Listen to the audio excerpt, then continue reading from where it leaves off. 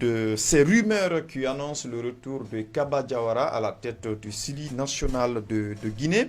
Une seule question pour vous deux. D'où viennent ces rumeurs, Balamine?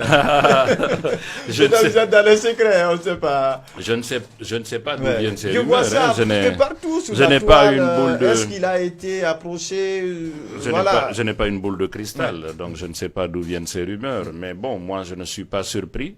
Pour moi, c'est dans l'ordre naturel des choses. À chaque fois qu'il y a un certain vide, il y a une période, on va dire, je cherche mon... en tout cas, chaque fois qu'il y a un vide, parce que après la révocation du président Sampil, après l'élimination du Sili national de la Coupe d'Afrique des Nations et la campagne mal embarquée pour les qualifications à la Coupe du Monde, on a entendu parler du départ de Michel Ducier. On a même dit que la Fédération guinéenne de football cherche à recruter un entraîneur de haut niveau pour le Sili national.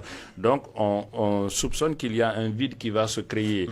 Il est tout à fait normal que des proches, que des agents, que des managers distillent des rumeurs pour tâter le terrain, pour voir un peu comment l'opinion va réagir, pour voir comment les instances vont réagir, pour voir, voilà, ce que ça va donner. C'est dans l'ordre naturel des choses. Même en période de transfert pour les footballeurs, vous voyez souvent des agents qui font circuler des rumeurs, tel club est intéressé à tel. Sans faire le sondage. C'est pour tâter un peu le pouls. Voilà. Donc, est-ce que c'est ce qui se passe dans cette situation? Je ne saurais le dire, mais ça me surprendrait quand même que Kaba Diawara revienne en ce moment précis à la tête du Sili national de Guinée. On sait tous qu'il n'a pas apprécié la façon avec laquelle il a été évincé de la tête du Sili national. On sait qu'il a porté plainte contre la Fédération guinéenne de football pour des salaires, pour rupture abusive de contrat. Et c'est pas la Fédération guinéenne de football qui paye le sélectionneur, c'est l'État guinéen. Ça veut dire qu'il est en contentieux avec l'État guinéen et la Fédération ne peut pas engager un sélectionneur sans l'accord de l'État puisque c'est l'État qui paye.